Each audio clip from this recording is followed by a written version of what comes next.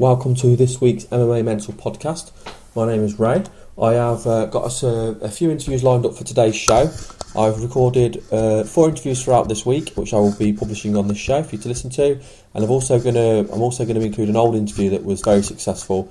We're going to have that one on today's show at the end as well for people who maybe didn't miss it, and also get it up on iTunes because the interview's not up on iTunes yet. Before we do that, I just want to give a few shout outs. Shout out to the MMA podcast with Jake Walters. He does a show every week. He gets some great guests on the show. We also do a round table with the MMA podcast, which we enjoy. It was Jake and Chris. Unfortunately, Chris is not there at the moment, but we're hoping he's going to be back soon. So another shout out for Chris Lowe. We're missing you, mate. We need to get you back on the show.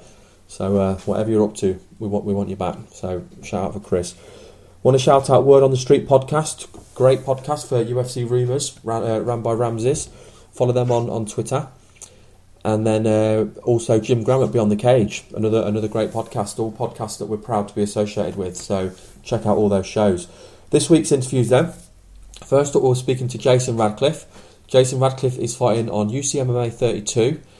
We spoke to him 5 days before the fight, and he gave us a little. He talked us through what he'd been doing in preparation for the fight. At the time we spoke to him, his opponent had just been changed, so he talked to us a little bit about how that made him feel. Then we've got two fighters from fighting on XFC 22. We've got Joseph Corneroli, who will be co-headlining, co-main event in that fight against Ricky Rainey. Then we speak with Suzie Montero, also fighting on XFC 22. We're then joined by former Ultimate Fighter runner-up, Season 9, UFC, and current BAMMA lightweight, Andre Winner. Had a great chat with him. And then I also, about 4 weeks ago, interviewed Tyson Fury. It was the interview that everyone was talking about. It was Tyson Fury calling out Cain Valesquez, and that will be on today's show as well for those that have not listened to it, and also get it up onto iTunes. Here are the interviews. Hello and welcome to the latest series of Fight Diaries, which is sponsored by UK Fightwear. I am joined by Jason the Assassin Radcliffe, who was preparing for a middleweight fight this weekend at UCMMA with Muhammad Ali, but unfortunately we've just found out now, as in this minute, that there's been a bit of change of plans. So, Jason, do you want to let us know what's happening? Well, I've found out today that Muhammad Ali actually pulled out of our middleweight fight, UCMMA 32 on February the 2nd. I'm a bit gutted about it because I was well pumped for that fight. I drilled a lot of different techniques for that fight. It's very short notice of him pulling out. Do you know what I mean? But the show goes on, man. I'm always going to be ready to fight, and whoever steps up is still going to get the same punishment as, you know what I mean, I was willing to give Muhammad Ali. So, I mean, it must be hard because obviously, this is the time of year this fight is. It means you've sacrificed a lot. Prepare for this fight. You've probably missed Christmas. You've probably missed New Year. You've not been out. So it must. How does it make you feel when you know you've gone through that which is worth it to get yourself ready for this big fight? And then 5 days before your opponent pulls out, and I understand as well that he's not given a reason for pulling out as well, which is a little bit of an insult, isn't it? It is. We're now in the ending of the last week of January. Our fight's not until Saturday, so we still got 5 days until the actual fight. So preparation always had to have started just before Christmas. You know what I mean? I'm just tired about the whole situation where I didn't really have a good Christmas. All my family was eating big meals, and I was down to a veggie diet, and got down to New Year's and everyone went out and, had a nice time and stuff, and I was, indoors. And, it's just like, it's a bit, I don't know, man, it's just a bit of an insult, you know what I mean? That I had to sacrifice so much and, drilled so much things for that particular fight, and, it's just thrown it back in my face. Yeah, it's such a shame. Now, I know, obviously, the promotion's UCMMA, and obviously they're known for putting on great events and great fights, and he's obviously got quite a lot of guys on his roster. So, do you think you will get another opponent? Are you confident in that? Yeah, I'm confident. I know UCMMA, and Dave O'Donnell and the other staff that work with UCMMA, they always try to put on a good show. show. You know what I mean? So, you know, I'm confident that they will find me, you know, a credible opponent, and the show will go on. Yeah, I'm sure they will, and you know, all your hard work and all your sacrifice is going to pay off, because it just does. When you put that kind of work, it's got to be karma. It's going to pay off for you. What we'll do, we'll do what we originally planned. Let's talk about what happens now with your last week. I mean, obviously this has affected you quite a bit today, but I know you found out later on in the day. So what have you been doing with yourself before you found out, in getting yourself prepared mentally, physically for this fight? So what training have you done today for Saturday? Well, today, you know, it's just the last final stages, you know, of training. It's nothing hard, you know. So I do my regular boxing in the morning with Dominic Negus, you know, at Sparta 300. You know, my normal boxing, you know, my pad work, and you know, we're just, you know, fine tuning the finer things. And yeah, so I got down there about 8 o'clock this morning. You know, done about an hour work down there. Nothing strenuous, you know, nothing too fast. You know what I mean? Just slow work, slow technical drills. And yeah, got a little sweat on down there. And then I rested, got home, rested for a few hours. You know, had a nice little lunch. You know what I mean? And then, you know, I fell asleep, and then I woke up about roughly around 2-3 o'clock, and you know, I got ready for, you know, coming to the London Shoot Fighters within the evening. So you know, that was my main focus for the day today, was just, you know, fine tuning the finer things.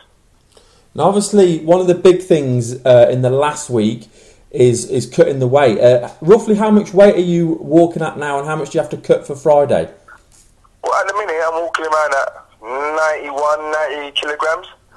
So, you know, by Saturday, I got to weigh. Well, on Friday at the weigh-in at the press conference at UCMMA, I got to be at 84 kilograms. So, I got to roughly lose 6 kilograms, roughly, within 4 days. And how do you... I'm comfortable. I'm comfortable with that. You know, I'm comfortable. I've always on the last week always tried to, you know, be at the roughly 91, 90 stage of the final weight cut. So you feel that going into your last week, you've got yourself fully prepared, and the cut should be okay this week then? Oh yeah, 100%, no doubt. You know, this is not the first time I've done it. So yeah, I'm confident. I like to stay strong. You know, I like to have my nice breakfasts in the morning and stuff like that, and I like to stay roughly 90 kilograms up until, you know, the final weight cut, and then I'll cut the rest. And obviously, you were talking about your day, and obviously, a big thing about your last week is going to be your diet as well. And you said about you having lunch, and so what kind of food do you eat? What kind of food have you eaten today, with it being so close to your fight, and obviously, were you having to think about your weight as well? Well, it would never be, you know, for lunch. You know, I'm a big fan of couscous, and I'm never, on the last week of the fight week, I'm never a big fan of heavy carbs, never. So I know I tried to get in, a bit of couscous in for the final week, a lot of chicken and a lot of vegetables and salad, to be honest. So today, yeah, I had chicken, grilled chicken, I had a mixed salad with some grilled peppers, mixed red, green and peppers and all that type of fancy stuff, and some couscous, man. It was lovely. Went down a treat.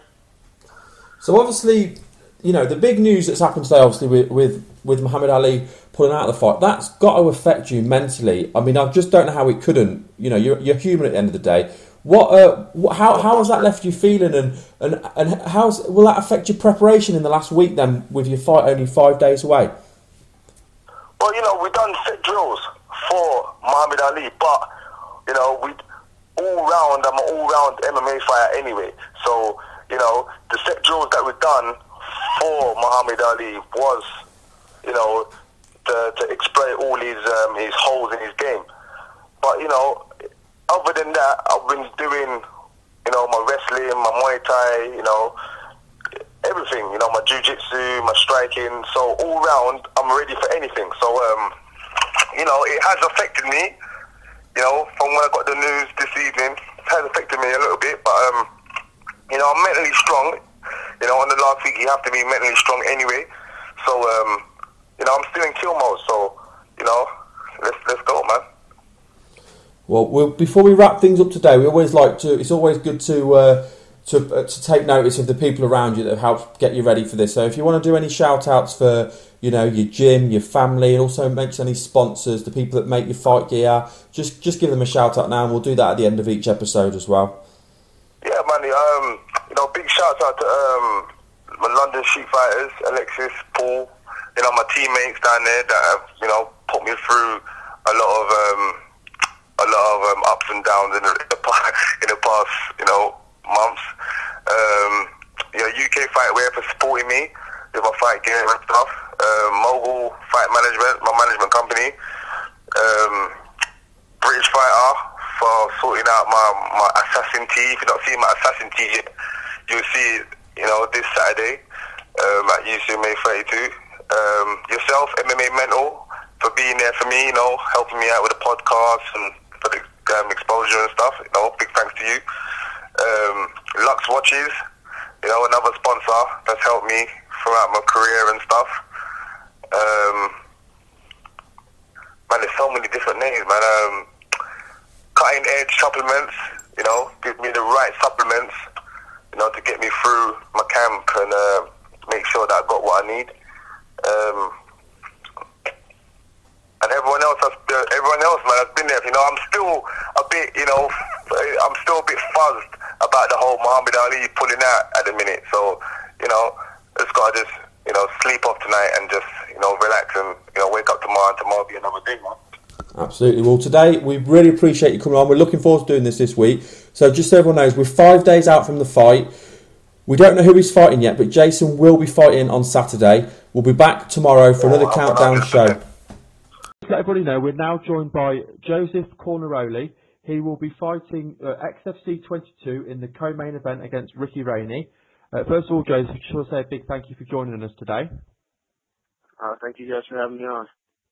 So yeah, we talked briefly, but we're gonna jump straight back in now. Obviously, this is, like you said, this is going to be your first fight on national television. How excited are you at the prospect of fighting for not only on national television for XFC, but for also fighting in the co-main event? No, I'm very excited about it. I mean, it's a great opportunity to kind of showcase my talents, give a good show for everybody. As well, it's on as far as being with XFC, it's definitely the biggest regional promoter, and I'm very happy for the opportunity to be fighting for them. Obviously, this is going to be you're currently 3-0. You've had two decisions, and you've got a submission victory. How long have you been training in MMA before you obviously started fighting? Well, you know, I started with kickboxing. That was probably about 7 years ago. So I mean, that's kind of my go-to. And I didn't really start training MMA and jiu-jitsu until about 4.5 years ago, I guess it was.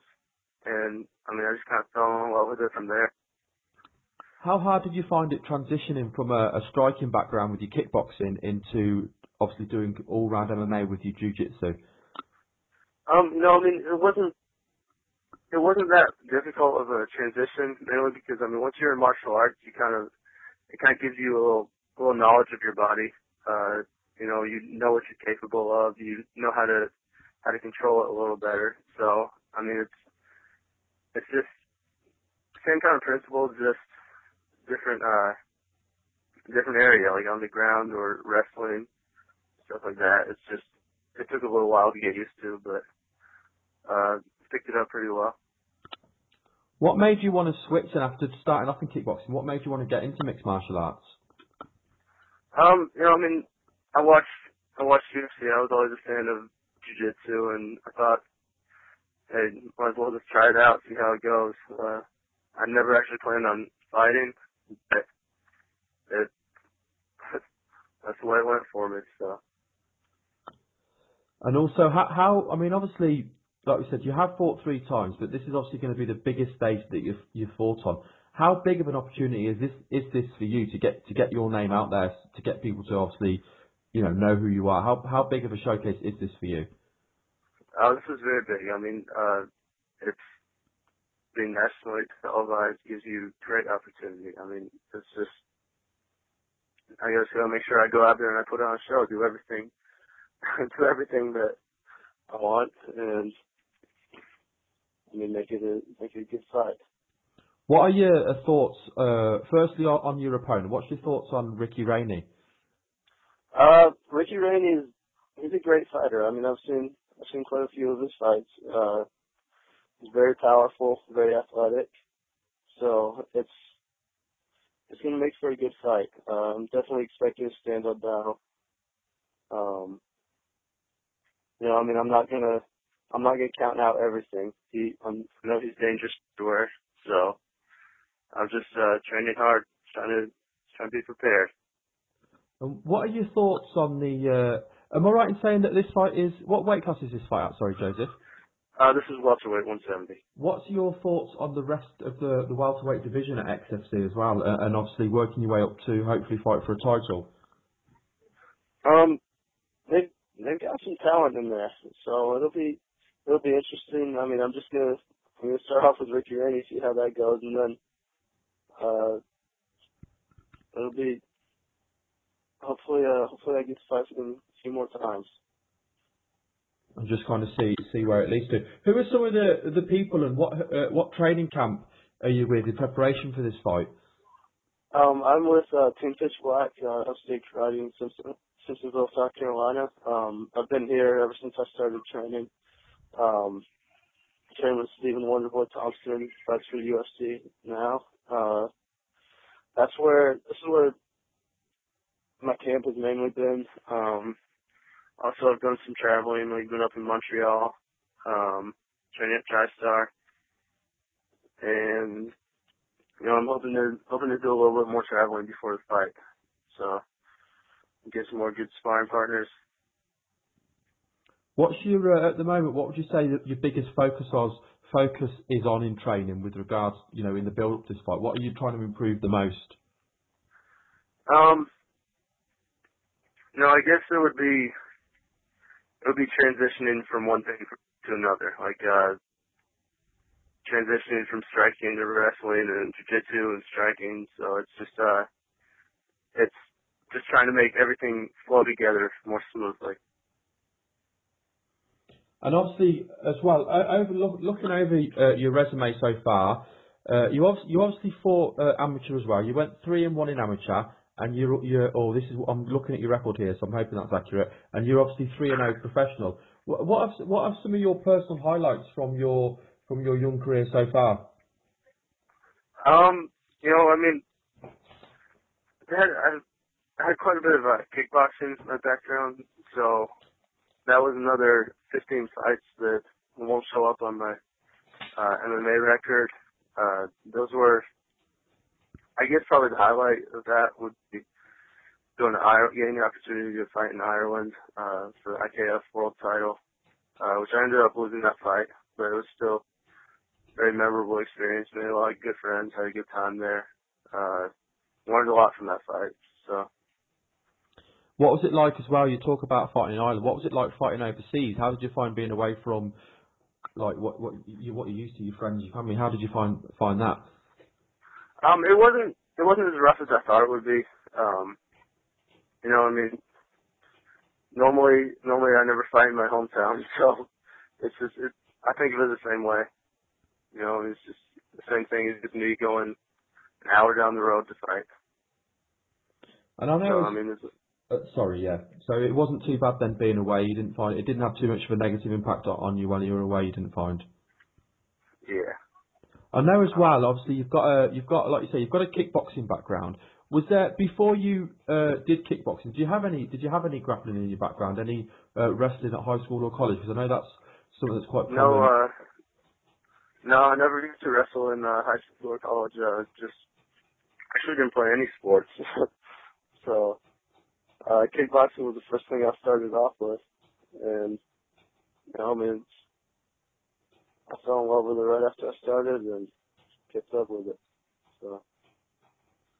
Well, we really appreciate you coming on today. But before we let you go, I just want to I'll ask you one last question and give you a chance to do a few shout-outs. But in a perfect world, how do you see your up-and-coming fight? How do you see this fight playing out? If I was Ricky Rainey in a perfect world, it'll definitely be a tough fight. It'll be fun. You know, I mean, we'll both get to show off a little bit of our stand-up, and you know, I see myself winning it in a perfect world. Well, we wish you all the luck for the fight. I'm really looking forward to the whole event, and obviously looking forward to your fight as well. Before we let you go, just give you a chance to do any shout-outs. You'd like to shout out any friends or family, any training partners? If you've got any sponsors, want to shout out sponsors as well? Yeah, I'd love to give a shout-out to all my coaches, my main MMA coach, Mr. Ray Thompson, Jiu-Jitsu coach, Carlos Machado, wrestling coach, Thomas Lee, boxing coach, Broward Jones.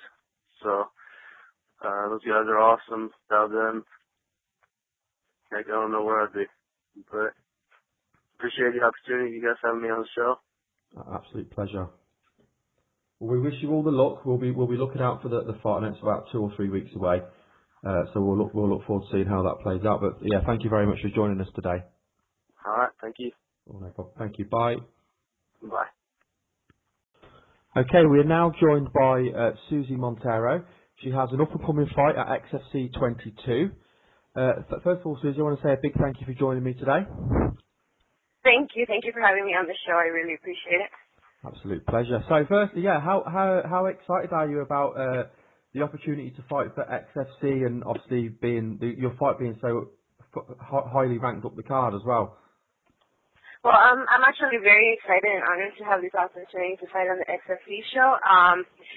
You know, considering the fact that they are going to have a lot of tryouts within the next few months. So this opportunity is great, and including the fact that it's a nationwide viewing live stream. So that's definitely a great thing. Yeah, I mean, at the end of the day, the more exposure you can get, it's always better. And there's obviously been quite a lot of hype recently, like you've just said about the tryouts. They're obviously, XFC are really looking to expand the women's division. How big do you think it could be? Obviously, 1 for you, 2 for XFC, and 3 for women's mixed martial arts.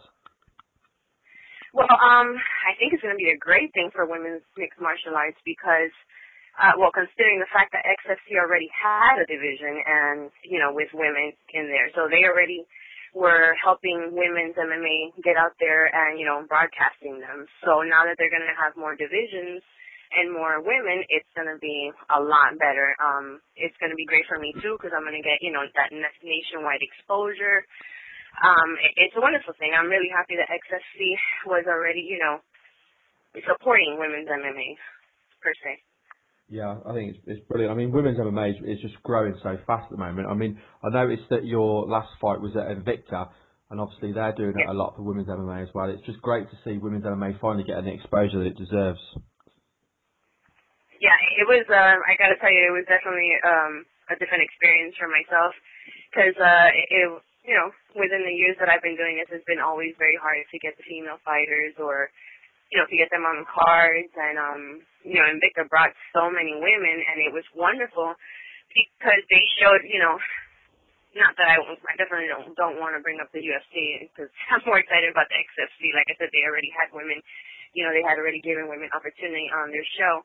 But, you know, considering that Dana White said there wasn't enough females out there to actually have a division on the UFC was not true. Invicta proves him wrong. You know, there's plenty of women out there all over the world that want, you know, a chance to get in the ring and or the cage and broadcast themselves in what they do, women's MMA. Yeah, I agree, and I think we're seeing that, like you say, over the last, more so probably over the last couple of years, because there's been so many great women's fights in all of the promotions. I mean, Bellator's had some great female fights, and obviously XFC. You talked about UFC, obviously that's coming up, and Invicta. I mean, what they're doing is fantastic. How long have you, just to get a little bit of your backstory, how long have you been training in mixed martial arts? Really, in mixed martial arts, I would say maybe for the last 3 years or so, maybe a little bit less. I've done martial arts for about almost 12 years now. but it's mainly, I guess predominantly you can say striking.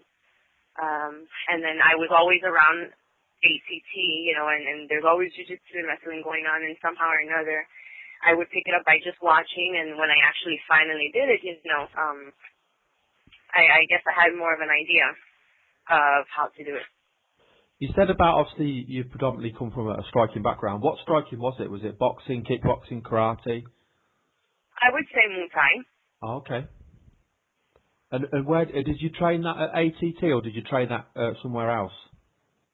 I first started out doing Kung Fu. I did some forms and some night sparring, I believe, tournament.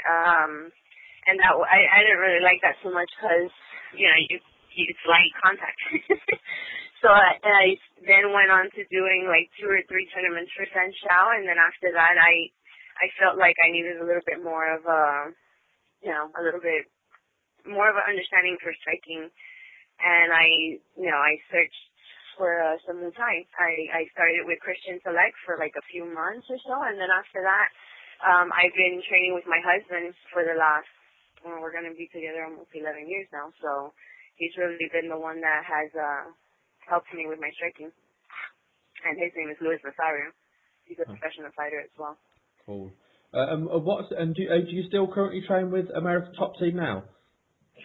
Right now, it's not that I'm not training with American Top Team or I'm with any particular team, you know, considering our situation, we had to move and stuff, and you know, he stopped teaching, and you know, he used to teach rather in a lot of American Top Teams.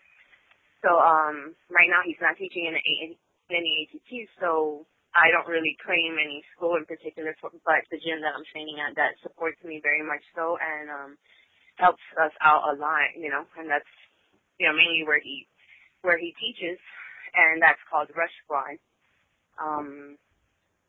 Right now we have, you know, we have a nice little facility going on, and a nice little curriculum for MMA. I'm pretty much getting everything I need here. Sorry, what's the name of your gym again, so we can shout your gym out? It's called Rush Squad. It's in Hollywood, Florida. Oh, brilliant. And I just want to ask you as well, because I think it's always interesting when you speak to somebody who comes from a striking background, and then obviously they look at doing the grappling, because it's so different. How difficult was it for you transitioning from striking into grappling? I wouldn't say it was difficult at all, because I was very open-minded and I was very hungry to learn. And like I said, I was around it so much that, you know, it just kind of became a little bit easier to pick up. The thing is, yeah, it's a bit different. Like, I can do maybe 5, 10, who knows how many rounds of striking, and yet when you know, now obviously I've been doing it for a while, so it's different. But when I first started jiu-jitsu, oh my gosh, and I would do like a round, I thought I was going to die, but I loved it. I thought it was so much fun and so interesting. You know, it's like a little puzzle, a mind game, a, you know, chess game. I don't know. I didn't think I would really enjoy or love it that much, but I really do. I really do. So you just obviously fell in love with the grappling. Yes, I really did. I really did. I like wrestling as well, but I guess you can say that I prefer the striking and the jiu-jitsu. I enjoy it a lot. When I was looking over your record, so I could see, you know, get a little bit of your backstory. One of the things that jumped out to me was that your first professional fight was against Kim Couture, and obviously Kim's quite well known because of who her husband is. And so I just thought, what was it like facing Kim Couture, and did you know much of a backstory going into fighter? It was a little It was funny because I had started doing grappling, and a few promoters came up to me and were like, oh, you know, would you fight in our show for MMA, this and that? And I was like, listen, I just started, give me a chance. And they asked me to fight this one lady, I can't remember her name, but I think it was for Bellator, and I said no, because I didn't think it would benefit me in any kind of way. And I wasn't ready to do MMA. And so maybe a few months passed, and I started training under Edson Dennis. He's pretty well known, I guess, in the grappling world. And but it was a very consecutive training, and he would always give me, you know, attention to whatever I needed, any question I had, give me time. And so I was really picking up on the jiu-jitsu. And then Roger Craw from American Top Team Sunrise, he went up to my husband actually and said, listen, you know, I wanted to know if Suzie would be interested in fighting in this show. It's W1 against Kim Couture, her record is so and so, and so he brought it up to me, and I was actually shocked. I was like, you're kidding me, right? And he's like, no, I'm not. Who is she? I was like, that's, Randy Couture's ex-wife, and she's pretty well known in women's MMA, and that would be awesome. And he goes, would you like to do it? And I said, I asked him when it would be, and if, it would be enough time for me to train, and after we weighed everything out, it was a win-win situation no matter what, no matter how it went. I was just a little weary because she had a lot more experience than myself in MMA. I've only had a few fights into amateur, like 2 or 3, and then I had 2 pro, I believe, 3. I don't even know. I never keep up to. I know that sounds horrible, but I really don't. It's been a few years, and that was the only reason that I was a little like, but I felt confident in my team and myself, and I took the fight. You said about it being a win-win situation, which I understand what you're saying, because obviously it's such a high-profile name. With it being such a high-profile name, did you feel any extra pressure, or did you just think it was the bonus that you were fighting such a high-profile name, so you had nothing to lose? I'm sure that no matter what you do when you go in there, whether you have already faith in yourself that you're going to win or not, there's pressure no matter what. You know what I mean? There's always pressure. But like I said, I just felt like it was a win-win situation. If it went my way, perfect. I got my name on the map, and if I did it, I still got exposure because I went against Kim Couture. No fights here, and she had already 8. I just, like I said, I didn't feel like. But I also felt very confident that I could beat her.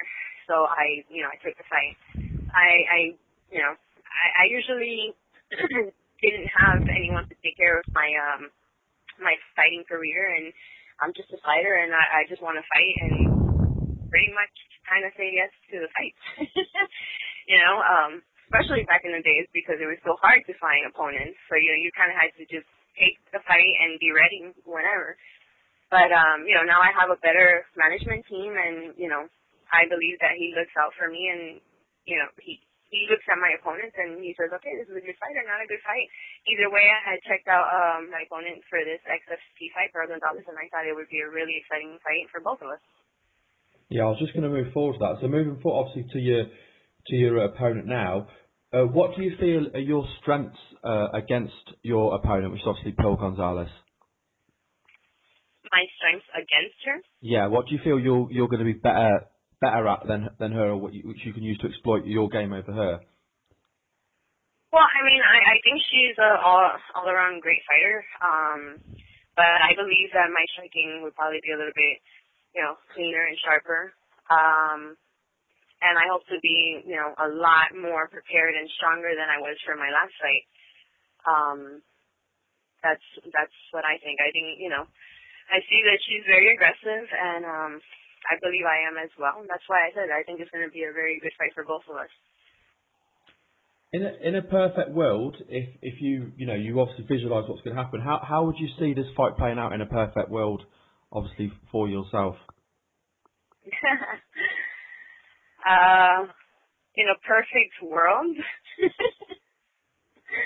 I'm sorry. I thought that question was pretty interesting, and I really don't like predetermining anything or talking to Ash or any of that. No, that's fair enough. I just like to get in the ring and do my work, and, it'll play out how it's supposed to play out. That's how I feel. That's fair enough. And are you excited at the opportunity to face Pearl Gonzalez? I think it's going to be a great fight for the fans to watch. Oh, I think it's going to be a great fight for the fans to watch. I think our fight might be more exciting than some of the men's fights. So I'm excited. I'm really excited. I hope that a lot of fans tune in and watch, me and Pro give on a good show and help the women's MMA grow, bigger and faster. I think this is a great opportunity for both of us on the XFC show because it's going to be, like, I keep mentioning it's going to be nationwide viewing. So I think it's a great opportunity. Yeah, I think it's going to be very exciting. I agree. It is. I think it is. I think it is going to be exciting. I think you're right. It is a great opportunity to if any time you can kind of fight and get national exposure, that's not something you turn your nose at. It's brilliant. So before we let you go, first of all, I want to say a big thank you. I really appreciate you coming on. It's been lovely speaking with you today. Oh my gosh, I really, really appreciate you even considering having me and taking the time to, ask questions and help my name get out there. Having me on the show, and you're so polite. I really appreciate that. That's my pleasure. So before we do let you go, just to give you a chance to shout out. You want to shout out any friends, family, obviously the people that help you get where you are, and if you've got any sponsors as well, I'll give you a chance to shout out any sponsors. Oh, for sure. First and foremost, I always thank God, because without Him, I am nothing, and with Him, I am everything. No matter what happens. I want to thank my husband, Luis Rosario. He's always behind me. He's such a great support system for me. He does everything and beyond to help me and to help me succeed in my dream. He's even postponed himself. I have to thank Rush Squad for, taking us under their wing and helping us out. Any Fashion for supporting me and sponsoring me in anything I need. I want to thank RSM, the management team, which my manager's name is Jason Ellis. I have to thank Brawlin' Ma. I love you, Brawlin' Ma. I want to thank Slep Kimonos and all the fans and friends and family that have supported me, especially my kids. I've had to sacrifice a lot, and they've seen my struggle, and, they still love me no matter what. So, and again, thank you for having me on the show. I really appreciate it. My pleasure. We wish you all the luck. We're really looking forward to your fight in I think it's about 3 weeks away now, but I really hope it goes your way. So thank you again for coming on, and good luck for your fight in 3 weeks. Thank you so much, and I love your accent. I'm sorry, I had to say it. No problem. Thank you very so much. Awesome. Thank you have a great night, sir. Thank All you, right, Andy. thanks. Thank you. Bye. Hello, we are now joined by former UFC lightweight and also BAMMA lightweight Andre Winner. How's things with you, Andre? Fine. Just sitting back on a Friday evening, watching a little bit of TV. So I just want to have a quick chat with you. I was going to talk to you a little bit about some of your career highs, and then go into what you've got coming up next. I also know you've been in Coventry as well, and me being from Coventry, I was going to talk to you a little bit about that as well. So, what obviously before I start asking questions on what jumps out to me, what have been some of your personal highs? What are your personal highlights so far in your career? My personal highlights of my career. Obviously, the Ultimate Fighter was a nice highlight. Being successful with that, obviously, being with the UFC was also a nice highlight. I don't know. I mean, every fight that I've ever been in as well is a highlight to me. You know what I mean? Because every fight to me is my most important fight. So, I cherish everyone. Yeah, I mean, and even before you went on to the Ultimate Fighter, you had a really big reputation on the UK scene, and you'd had a lot of wins on the UK scene as well. What was pre-UFC? What was some of your favourite moments or favourite fights, or with the fighters you fought, the bigger fighters that you faced pre-UFC? Before UFC, what were my favourite ones? I don't know. Obviously, my first fight was probably my most memorable. My first semi-pro fight that was, and which was my first fight. I fought a guy called Gareth Dummer in Wales at the House of Pain show, and came out to fight me in a blue gi.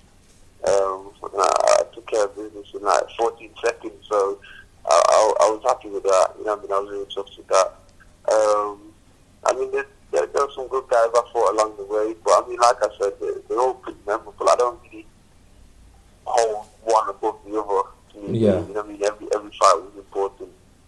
I noticed looking over your resume as well, and going on your record, your first fight was in 2004, and then there was quite a gap up to 2006. Why was there? Out of interest, why was there such a long gap between your first and second fight? I fought in December against Gareth Dummer, and I fought a guy called Chris Artist on Paul Daly's show in Nottingham in February of 05, like early February of 05, and in the fight, like first 20 seconds, I ripped the ligaments in my knee. Ooh. So that was the main reason why I had such a long layoff, because it was a pretty bad injury, and I didn't really get the right physio or anything like that, so I just let it heal by itself.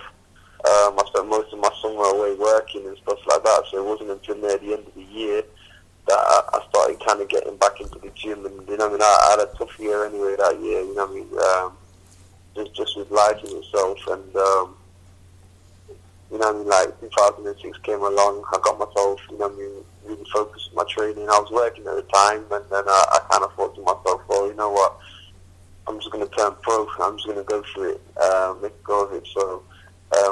I didn't work anymore. I just concentrated as a full-time fighter, and in the summer of 2006 I got my first fight, and rest is history. How hard of a decision was that to make? 'Cause it's such a big gamble to make, to take. How long did you have to play that decision over in your mind to, you know, to make the move from doing it part-time to full-time? Because it's obviously such a big move. To be honest, it wasn't that big a thing to me, because the job I had was only security work. It wasn't like a big career of mine. So, you know, I mean, that job was just to, you know, give me a little bit of money and whatever. So, you know, it wasn't like a major thing where I was leaving my main job where I'd been wanting to do all my life or anything. You know, I mean, fighting is what I wanted to do, and so obviously I followed that path instead. Nice.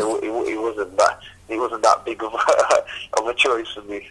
You know, I mean, like I said, you know, I mean, 2000 years a tough time personally as well, just with life, and you know, I mean, there's a few things with that which helped me make my mind up to pursue my fighting. And also, the other thing I wanted to ask you as well, obviously, you're obviously a well-rounded fighter. One of your strongest points has always been your striking. What was your background before you started training in mixed martial arts? What martial art, or if any, had you done pre-MMA? I was just a person who loved sport. I was just like kind of like always into whether it was either football, athletics, or anything like that. And everyone kind of knew me at school and around for having a reputation of not being a fighter, but just a guy that I don't know. I was just a very competitive person, and it wasn't that I'm not the hardest guy. It's just that I wouldn't allow myself to get bullied. You know what I mean? So, you know what I mean? I'm not bothered. I'll get stuck in a fight. So that's why people knew me, and I got into a few scraps because of that. Most of my martial arts training was self-taught. Myself and my brothers, we used to watch a lot of martial arts movies, and we bought our own pads and stuff like that, and we just kind of trained ourselves. It wasn't until I was 16, 15 straight 16, that I started Kyokushin karate, and I did that for a few years, and I enjoyed it. Obviously, I like the boxing. I used to watch a lot of boxing on TV, and I had a friend who boxed at the same time that I was doing karate, and he'd help me out with a couple of things, and you know what I mean, that. So I just like did a lot of boxing pads, so people automatically thought that I went to a boxing club or something like that, but I didn't. And that was basically it, really. I was just more than anything self-taught. I just used to love to train. And it wasn't until I was 23, going on 24, that I found out about Leicester Street Fighters in Leicester. I went down there, and that was my real first of MMA training, like grappling, sort on the grappling side of things. You know what I mean? Like I said, I did karate, so I could kick a bit, I could punch a bit and stuff like that. But as far as like wrestling and jiu-jitsu and that, it wasn't until I was like 24 that I got into that. So I did that for about 8 months, and then I had my first fight. It's mad, actually. I haven't watched quite a few of your fights to not think that you come from a more predominant striking background, because your striking has always been so effective and has definitely been the strongest side to your game. I just always assumed that you'd had, because obviously a lot of people do come from one background before they get into MMA, and I just assumed that you'd come from a strike background. So that was really interesting to know. When you said you started the grappling and the wrestling, the jiu-jitsu, having done the bit of striking you'd done with the karate and obviously with your boxing with your friend, was you surprised at all at how effective the grappling was? Yeah, I mean, I had seen the UFC when I was a lot younger. You know, I mean, I remember watching Vito Belfort when he was like 19 years old in the UFC. You know, when he fought Randy, and that kind of time period and everything. And I kind of knew about the grappling side of things a little bit, you know what I mean? But I never knew how or where to get into it. It wasn't until I went to Leicester Shoot Fighters and I hooked up with Paul Daly and Dan Hardy there. And they was like, we fight and everything. And I thought, these guys are the same age as me. And they're out there doing it. I just didn't know how to get into it. And they helped me out a lot. They said, look, come over to Nottingham and come train with us. And, obviously, I trained with them ever since. Well, that was certainly talk about two good people to get in with. I mean, obviously, they wouldn't have been as well established then, of course, as what they are now. But I mean, they're probably two of the biggest names to come out of the UK, aren't they? Dan Hardy and Paul Daly. So it's a great two. Definitely. Yeah, I mean, obviously, you got besides those two, you got obviously Bisping. But I mean, besides Paul and Dan, you know what I mean, Bisping. You got a lot of other good UK fighters now.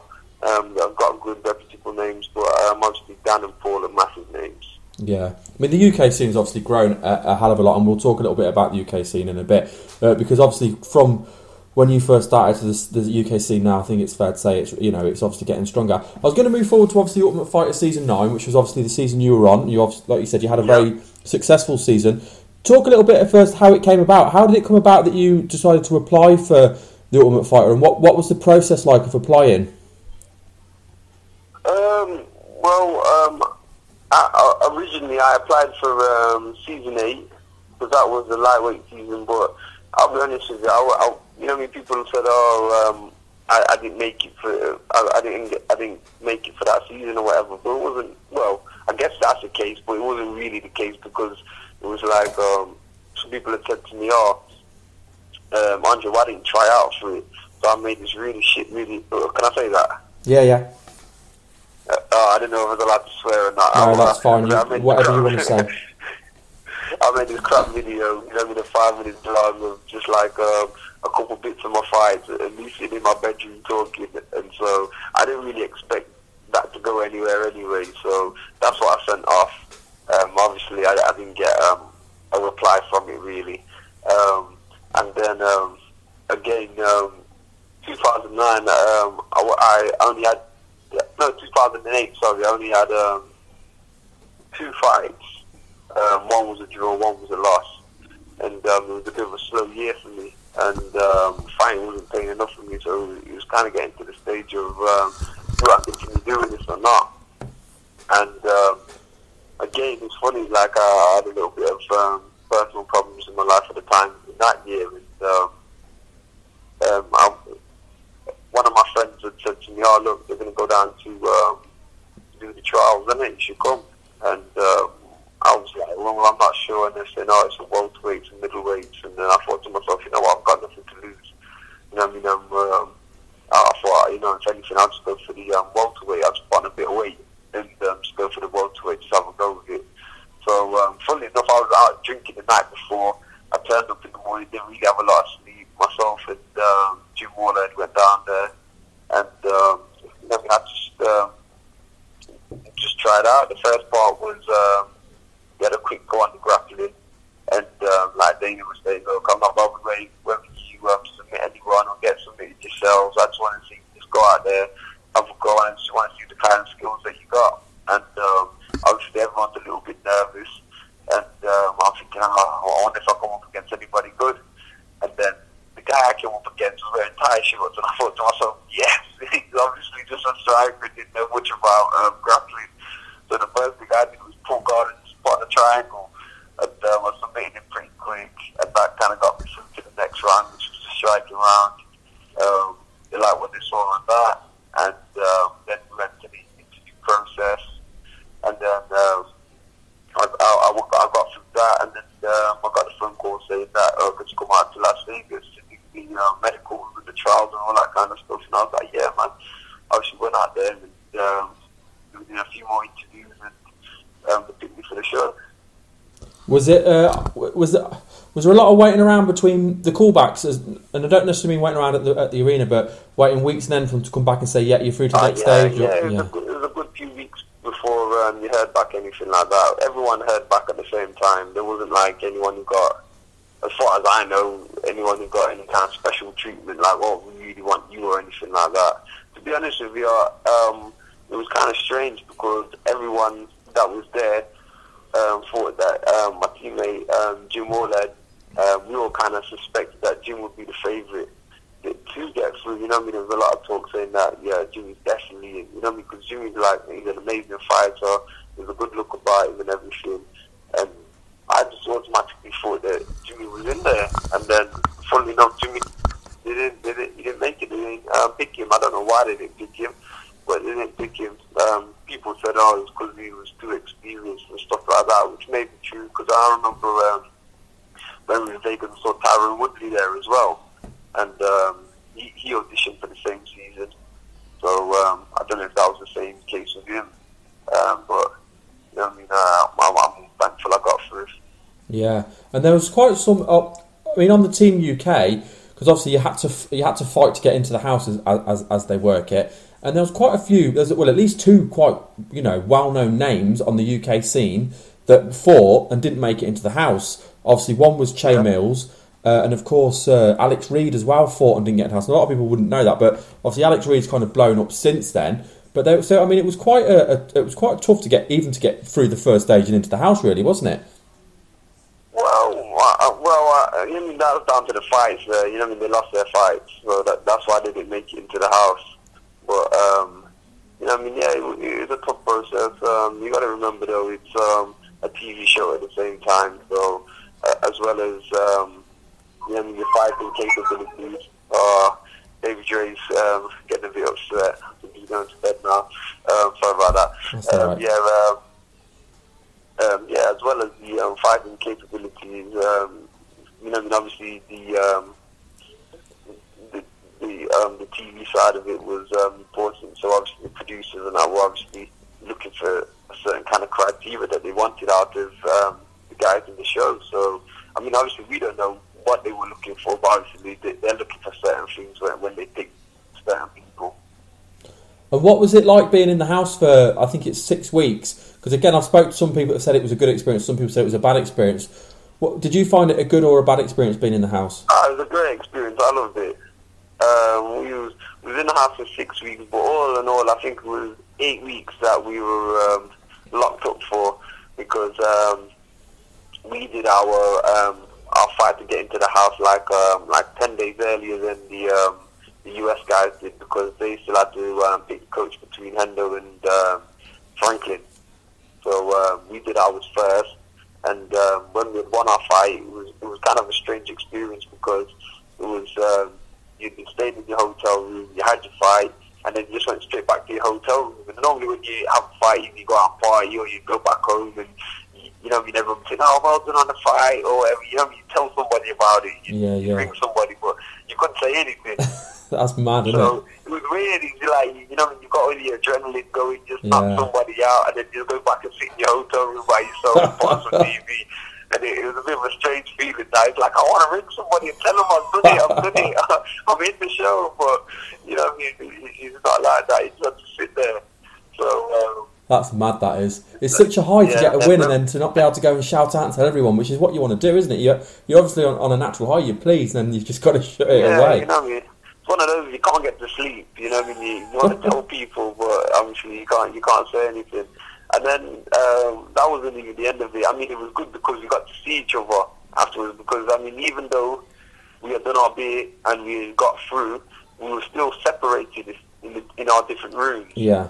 It wasn't like I went and saw like Dino or somebody, or Ross or Dapes or whoever, you know what I mean? It wasn't like, oh, I'll go over there and we talk about the fight. It was just, you know, we was by ourselves, so it was kind of nice when we like got to Vegas, that we could all meet up, like, you know, we got on the plane, got to Vegas, we could all like have a bit of a chat and everything like that. Yeah. But even when we got to Vegas, we were in the hotel for about a good week or so before we even got into the house.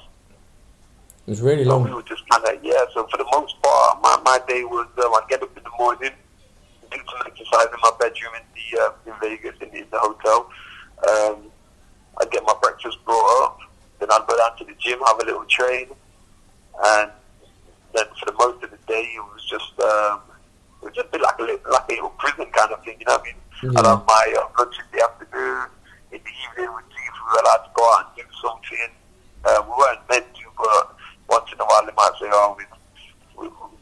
take you downstairs and you can have a little cinema trip. But that was like a little one-off, stuff like that. So for the most part, we were just like, hotel rooms doing nothing.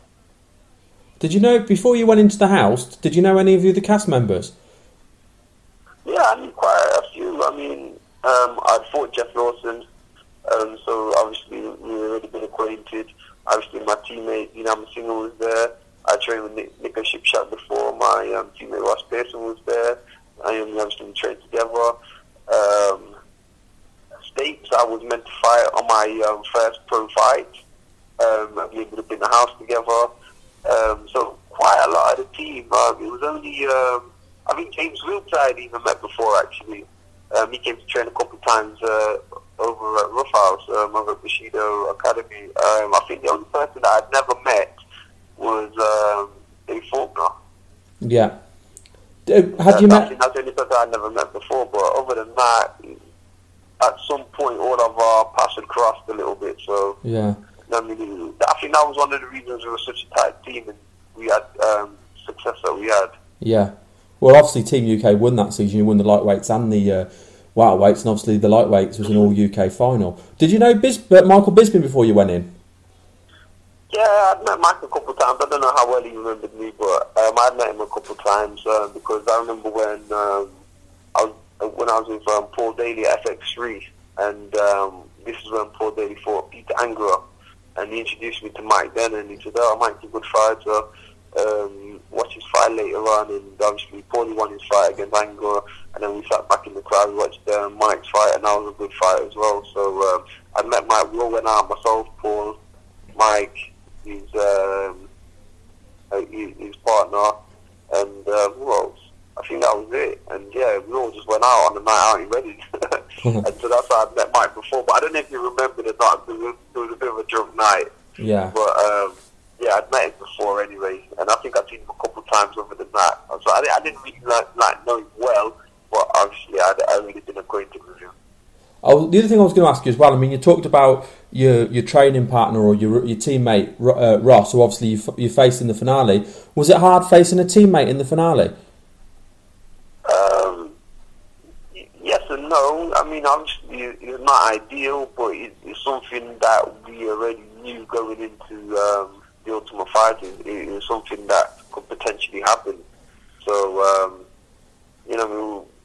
I think we were kind of like prepared for it, but at the same time, it's not an ideal situation. So, yeah, it was a little bit strange, but at the same time, we knew that it could happen. So, you couldn't really complain. And like we said to each other, it was a once in a lifetime kind of opportunity.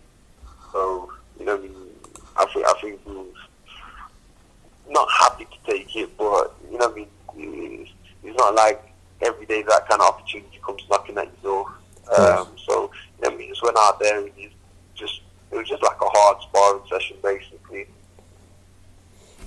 Also, looking at obviously UFC, after the Ross Pearson fight, you fought 5 more times and you went 2 and 3. How do you look back at your UFC experiences? Do you look back and are you glad that you've been through it? And even though obviously the record was 2 and 3, you're glad that you experienced the UFC and got to go and do it on the big stage. Yeah, obviously, I was happy to go there to do it. Hopefully, I'll go back there one day anyway.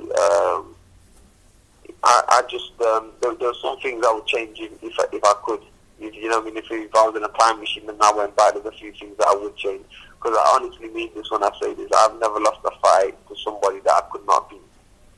So, and that's not even like me being like thinking I'm better than what I am or anything like that. I've never lost a fight that I couldn't have won at the time. So, those 3 fights that I did lose in the UFC, I'm pretty sure that I could have won them if my mind state was in the right place. Yeah. The only one that I'd say out of all those losses, which is I can't really complain, that was the Dennis Silva loss, because got me with a good shot as I was coming forward. My own fault in I got a little bit too relaxed, thinking that, oh, you know what, he doesn't really hit that hard. I felt like I had the beating of him, and I came forward throwing a silly combination that, it's a kind of close combination that you'd throw, and I threw from way too far out, easy to see coming, and I ran onto a punch together, so I didn't even see the punch, but it was like right in my face. So it was like walking onto it like an invisible pole. And the punch itself wasn't like a massive punch, but he did the job and put me down, and no credit to him, he took the opportunity and submitted me. So he did well. But again, I do honestly feel that I could beat him if we rematched, or even back then if I'd not got as good placement as I did, then I think the fight was kind of going my way anyway at the time. So I don't really believe that I've lost a fight that I couldn't have won.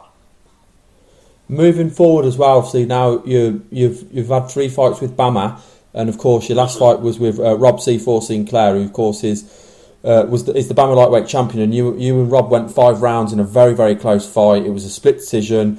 Rob even said after the fight in his interview that for him a split decision's like a draw. So yeah. I mean, how did you feel about that fight, and what happens? Obviously, you haven't fought since then. What happens with you next? Say that last bit again. What happens? Yeah, what are your plans next? Have you got any other fights lined up? Oh, okay then. No, I just want to be as active as possible. Before the Rob Sinclair fight, I fought David Gonzalez, and I wanted to fight as soon as possible. They told me I was going to fight in February. Then they told me it was March. Then they told me it was April. I basically went every month up until September. And that's not even any sort of exaggeration. Every month I was being told, oh, it's next month, it's next month, oh, it's next month. So, like, I got very frustrated because all this time that I'd been spending, I could have used a lot better with my time. I'd still made improvements to my game, but, if you had told me I've got 9 months to train for this fight, I could have gone off and spent 5 months just doing wrestling and jiu-jitsu or something, just improving my skills there. Yeah. Then come back, sharpen back up with my striking, and then get ready for the fight. There's so much things I could have done with my time, if you'd just told me, but, it's like, you start, because the fight was in December with Diego, and they said, oh, you're fighting in February, you had a couple of weeks off and started getting into camp. Yeah. Because obviously when you start training in a camp, you do improve slightly, but it's more about sharpening your skills that you already have. It's not really widening your skills. Yeah. And so obviously, as a fighter, you need to keep widening your skills. Because obviously, I'm nowhere near a finished article or anything like that. So I need to keep improving on my skills. And if they told me that you've got 9 months, I could have done so much more with my time. Obviously, they didn't know that. Obviously, they're trying to work with what they've got to work with as well. But for me, it was a very frustrating time. And it was strange as well because all year I've been wanting to fight. I've been ready, I've been fit, I was sharp, I was making great improvements in my striking with my boxing because I was working with my boxing coach, Chris Pyatt, and he'd make great improvements with my hands. Even though people already thought that I could box, when I started working with him, I definitely felt a big improvement. And most people don't know this, and it's not an excuse or anything like that, but I damaged the ligaments in my knee. I did my major ligament, my ACL, and I ripped the cartilage probably 6 weeks before the Sinclair fight. Yeah. So, for 2 weeks, I basically did no training, and I told my manager to tell BAMMA that I wasn't going to fight. And it was like, okay then. And then after the 2 weeks, a little improvement started happening. I said, to my manager, hang on, give me to the end of the week and I'll let you know then, see how it goes. And then that kind of happened every week, and then it kept improving a little bit. And I don't know if it's me being big-headed or what, but I thought to myself, look, as long as I can wrestle a little bit to stop and take down, and I can box, I'm fighting, I'm going to go out there and win my fight because, I've had 9 months off. Not only do I want to fight because of financial reasons, but I want to go out there and I want to show how I've improved as a fighter. I'm eager to go out there and fight, and I'm really wanting to go out there and fight. And so, not taking anything away from Rob, he's a good fighter, and he came out with a good game plan. He fought well and everything. And, hats off to him. He got the nod from the judges, but you know, I didn't really have a great camp going into that fight, but it's not really the point anyway because I took the fight. You know, I honestly thought that I was going to go out there and win the fight. I did think that I had done enough in the fight to win the fight, but I can see why the judges gave him the decision as well. I mean, it's mad because obviously BAMMA put on some really, really good shows and obviously have some great main events. But we've spoke to Rob a few times and he's just said exactly the same thing as what you said about the way with the fighting this month, then next month. And it's just so hard for you guys to get yourself not just physically prepared but mentally prepared as well. When you're being kind of messed around like that, I mean, it must be an absolute nightmare. You just don't know whether you're coming or going, do you? Well, no, you know what I mean.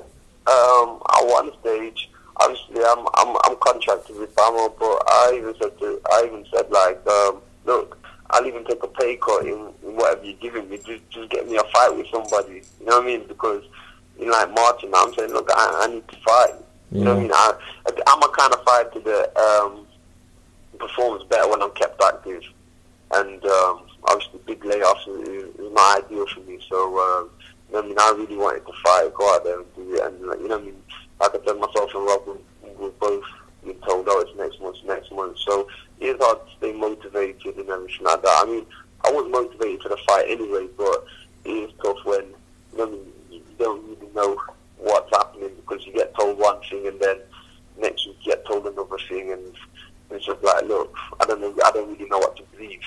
What do I do? Do I go and try and get into camp, or do I go and do something different? Do I spend all my money that I've got, that I have, and I'm just spending it on training, and then you know me thinking that I'm going to be getting paid whenever to bring in stuff that I've just been spending, and then you know what I mean? It's just a ball ache. Yeah, absolutely. Yeah, it just mashes your brain up because you don't know, like you say, you don't know if you're coming or going. So yeah. Are you still contracted with BAMMA for more fights? Yeah, I'm still contracted with BAMMA. I've got another 2 fights with them, and I mean, I'm looking forward to competing out there. I don't think I'll be on the March card, but hopefully soon, man.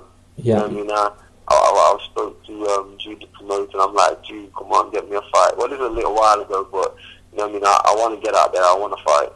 So hopefully they get me a fight matched up. I know it's tough for them as well because, you know what I mean, they've got to get somebody who presents a good draw for the crowd, and you know what I mean, and it's not easy because either the general kind of UK standard isn't quite there, and there's a few guys in the UK that would be good matchups, but you know what I mean, they're either doing something else, or you know, it's hard to get that matchup when you go get somebody in from overseas. So it is tough. I mean, I would like to be a matchmaker. I can imagine it's a hard job. Yeah, because you don't want to. Obviously, like you're saying, you don't want mismatches. Were you offered or approached anything with Kurt Warburton? Because obviously he should have been fighting Rob, and then that fight's been cancelled. I mean, that seemed like a perfect matchup, you and Kurt, because you're obviously 2 of the top lightweights in the UK. No, I wasn't offered that.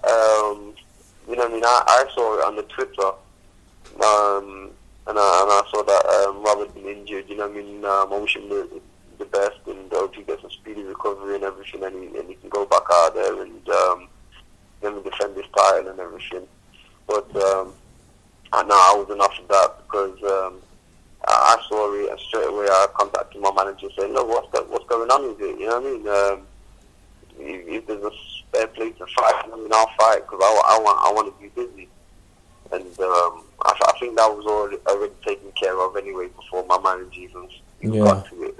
That would have been the perfect. I mean, because obviously, if they want Kurt to headline the event, if he's not fighting Rob, you know, the obviously with it being for the title, the best name out there is obviously you. So that would have just been the perfect fight, really, you versus Kurt, I think. Well, I don't know. You know what I mean? That's up to BAMMA. You know what I mean? Again, Kurt's a guy that I really like. I get along well with him, and I think he's a very tough fighter. It would have been a tough challenge, and I don't look forward to it, man. He's a good fighter. Yeah. He's kind of competitor that I'd like to go against. You know what I mean? Somebody of a good caliber. Well, we've been chatting for longer than what I'd said I was going to keep you for, so first of all, I apologise for that. I've just enjoyed chatting with you. But before I let you go... That's not a problem, man. Yeah, I mean, obviously, I've followed you for your career for such a long time. It's been nice to get you on and talk with you. But before I do let you go, I do want to ask you about Coventry, because I know you've been in Coventry, and I am from Coventry. So just because I'm being nosy, what have you been doing in Coventry? Myself and Jim Waller, we teach at Lions Gym. It's over in Hillfields on East Street. We teach there every Thursdays between 7 and 8 is a no-gi session, and 8 to 9 is an MMA class. I mean, they got some really good guys, up-and-coming guys. You know what I mean? I'm really looking forward to seeing them competing later on in the year. And, you know what I mean? I'm just real happy to be over there. There's a great group of guys. They've looked after us well. I get along with everybody there well. And, you know what I mean? If there's anybody out there that wants to get involved and come over and train with us, then make sure you do. Like I say, it's Lions Gym, and it's over there on East Street in Hillfields. Yeah, absolutely. And obviously, you probably can't get two better instructors than yourself and Judo Jimmy Wallhead, especially for experience. When you think of UFC and Bellator experience, you don't get too big a promotions as that. Obviously both from the States. So, right, well, we will let you go. But before we do, just give you a chance to have a shout out. If you want to shout out any friends or family, and also shout out any sponsors and stuff like that as well. Oh, you put me on the spot. I wasn't even thinking of any of this. Sorry. Now, it's all right. Well, I'd just like to thank you for having me, and you know what I mean. No, I can't even think off the top of my head. You put me on the spot. Sorry, Andre. I can cut this bit out if you want, Andre. Actually, I'd like to thank Vibram. You know the shoemake. Yeah. With the 5 fingers, Vibram 5 fingers. Yeah, man, they sent me out a pair in the wicked. I mean, I've been using them in my training sessions, and yeah, man, I remember when Dan got a pair of those as well. I looked at them, I thought they're a bit funky. I won't mind having a pair of them. And lo and behold, I'm sponsored by them now. And also, a shout out to Maxi Muscle, Mark Morgan over there, man. He's always looked after me, and they're a great group of guys. Well, thank you very much for coming on today. And I look forward to seeing when your next fight is, and seeing you get back to winning ways. Yeah, but I most definitely will be back to winning ways. Cool. Oh, one other thing, I want to shout out Owen King and Wayne Kirk over at Fourth Dimension in Long Eaton as well. No problem. Thank you very much, Andre. Alright, cheers. Oh, I'm Victor Stimo. Yeah, that's it. Alright, bye. Cool. Thanks, mate. Bye. Alright, cheers. Nice one, pal. Alright, bye. Hello, this is Ray from MMA Mental. I'm now here with the UK heavyweight boxer Tyson Fury, who has caused a little bit of a stir recently on Twitter by pointing out that he is the man that could take out what is many see as the baddest man on the planet in Cain Valesquez. Tyson, thank you for joining us today, mate. Thank you. It's a pleasure to be on the show. Excellent. Right. Obviously, have you seen Cain fight? Do you know what he's about? What his game's about? I know what he's about. I've seen him fight. You know, not really impressed. I think he's a small heavyweight, and people overrate this guy because he beat DeSantos, who was overrated himself. And to be honest with you, he hasn't fought anybody like Tyson Fury, and I don't think he ever will. Obviously you talk about him being a small heavyweight, and obviously I know where you're coming from. You're a very tall heavyweight. Obviously, you're a boxer, so you're going to have the advantage over him in striking. I agree with you there. But Cain's a wrestler. How are you going to be if Cain grabs your legs and takes you down? How are you going to stop him from taking you down? To be honest with you, I'll just use takedown defences against Cain Valesquez. Cain Valesquez hasn't got the power to pull me off my feet. I'm a man mountain, and it's going to take more than somebody as small as Cain Valesquez to rip me off my feet. By the time he's trying to take me legs, he'll get punched all about the head and choked out. To be honest with you, Cain Valesquez doesn't hold any risk to me, because when somebody's trying to take me down on the legs, yeah, obviously I've trained in MMA as well. I've trained in K1, I've trained in everything. My style of fighting is unbreakable. Let me tell you, when he grabs me, yeah, he's going to be in trouble, because he's not going to be expecting me to know what to do and to grab him. I know as many chokeholds and locks and everything as anybody else does. Okay. So it's all about trust me, I have the speed, more speed than any heavyweight. I watched his fight with DeSantos. DeSantos is not a great boxer, you know, and most of it was stood up. He wasn't on the floor, you know, so he's not really a on-the-floor fighter all the time. He likes to stand up and bang. Okay, now I saw that you compared, you used the comparison about James Toney. Obviously, he didn't fare very well. What makes you think you would fare better than James Toney against tougher opposition than what James Toney faced? Yeah, because James Toney's an old man. He's finished. He's 40-odd-year-old. He ain't 24, and he's not an animal, James Toney. He's after money. I'm a fighting machine, a fighting man, bred to be a fighter, like a pit bull. And listen, you put these guys in the ring with me, I've told you what they are before, they're Labradors, and I'm a pit bull. They're going to get killed, trust me. Okay, well, you say you've trained in MMA. What training have you done that's going to make you prepare for someone at the level of Cain Valesquez? Cain Valesquez is on no better level than any other man, yeah? He comes in for a fight and he tries to take a man down. My size, he's not going to take me down quick. He's got to watch getting caught with big shots on the way in, you know. These MMA fighters, they take punches on the way in off of mediocre fighters who don't punch properly. Getting punched in the face of a world-class heavyweight, yeah, is totally different to getting punched in the face by some podgy thing from Brazil. Total different world, total different life. Velasquez gets in the ring with me, it's the last thing he'll ever do, because I'll smash him to bits. He'll never ever be able to fight in UFC again because he'll have been done in by a boxer. Listen, I won't be the first boxer to smash an MMA fighter. Ray Mercer, he smashed a former heavyweight UFC champion, knocked him spark out and overhand right, 6'6" tall. Yeah, I'll give you that. Yeah. I've just posted it on Twitter. Check the punch out. You think boxers can't beat MMA fighters? Listen, boxers are the ultimate fighters. There's no class of a boxer. These MMA fighters are people who can't box, who wouldn't make it as boxers, so they go into something else. Yeah, I'll give you that. I've seen the Ray Mercer fight, and there's no doubt he did knock Tim Sylvia out. But as you said about James Toney being aging, Sylvia was way past his best, and I think it's fair to say as well. Okay, let's say Cain does get you down, and he's on top of you. What's going to happen when he's throwing the elbows down? Do you train to throw punches from your back? Listen, I train to throw punches from anywhere. Yeah, I can throw punches, laying on the floor, sitting on my ass, on my side, anything. You know, it's not just about when he's on top of me. How is he going to stay on top of me? Tell me that. When I'm swinging big hooks at his head while he's trying to do his little hammer down with his fist when he doesn't use the knuckles. These MMA fighters, they don't throw proper technique punches. They're just little arm punches with their arm. How is he going to do damage to somebody like me like that? So you're telling me now that the way you see this fight going, you square up against Cain. If he comes near you, you're just going to knock him out. How long is the fight going to last for? How long is it going to be before you knock Cain Valesquez out? Cain Valesquez won't make one round. Cain Valesquez won't get out the first round. That's 100%. Because, listen, obviously I'm not an MMA fighter here. The groundwork is not my game. My game is to stop him taking me to the ground.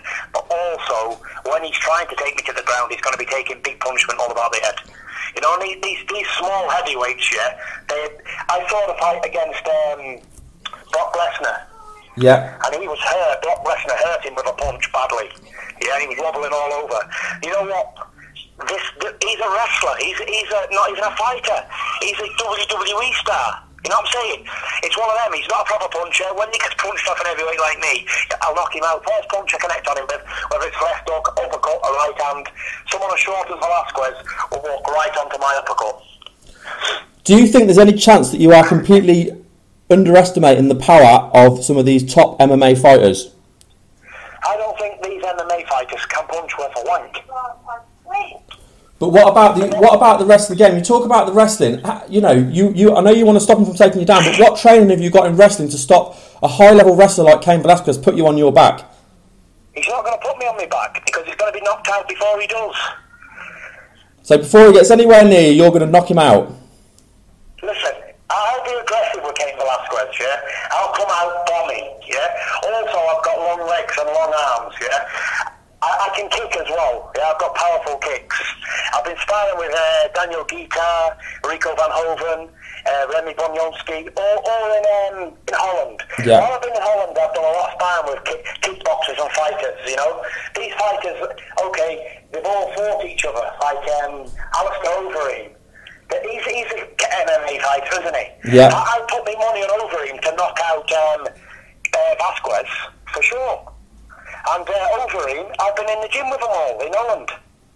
But Overeem's got a well-rounded game. He can grapple as well. He's shown that he can fight. He's shown he can submit. He can stop the takedowns. Overeem is only a kick fighter. He's a stand-up fighter, Overeem. But he's learned, hasn't he? You must think people can't learn how to fight on the floor. Is it something that is impossible to do? Like, do you not think an instructor, a teacher, could learn me how to fight on the floor? Okay, so if I got the fight with Velasquez, obviously I'd be taught how to defend and how to take people down myself and how to do all these things properly. Okay. Not. You know what I'm saying? I've had the sparring with these guys. I know what being kick's about. I know what it's all about. I've been training in top gyms in Holland with all these fighters, and to be honest with you, they don't hold any threats to me. All of them guys I've just mentioned, I can smash every one of them. Okay, you talked there about Alistair Overeem, and he obviously learned. He's obviously been training and fighting MMA for probably about 10 years. How long are you going to need to get yourself prepared for this fight? Are you saying you could do this in months? You're going to need longer? I mean, you're fighting guys who have been training in this sport, who if they came to you and boxed with you in a boxing ring, you would win. But can you beat them in the octagon, fighting at their game with how much training do you want? Anytime, any place, anywhere. With gloves, without gloves, bare knuckle, all in, biting, kicking, scratching. Anything they want to do, I will fight them. Yeah? I'm a gypsy warrior, and you understand what that means.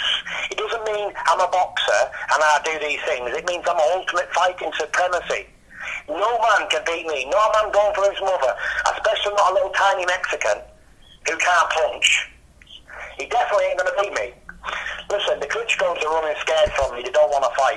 So what's this bum going to do? He's going to do nothing. Try and tickle me to death on the floor. They're like all a load of gays hugging each other and wrestle up and down the floor. Real men punch and really do damage when they do it. And that's what Velasquez is going to get. Trust me. If Dana White has got any balls at all to put him in with me, if he's got any confidence in him, listen, if they're looking for an opponent, you know what I mean, a big fight, Tyson Fury, Cain Valesquez, doesn't really get any bigger. It will sell anywhere.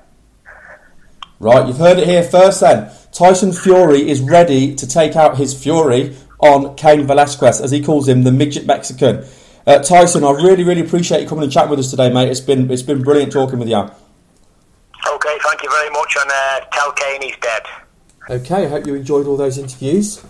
I'm going to wrap the show up. I just want to let you know what we've got coming up for next week. So far, we've got 4 guests confirmed for next week. I will be working on to get some more on as well. But first up, we'll be interviewing Bruce Buffer, UFC ring announcer, which obviously is very excited about. So he'll be on next week's show. Then we'll be speaking with 2 more of XFC's roster. We've got Nate Landwehr coming up and also Corey Hill. And then we'll be speaking to Brent Weidman, who is coming off, of course, his win in the Bellator welterweight tournament over Mariusz Saromski. So it'll be great to see how he's doing and how he feels about the next round of the tournament. So definitely tune in next week.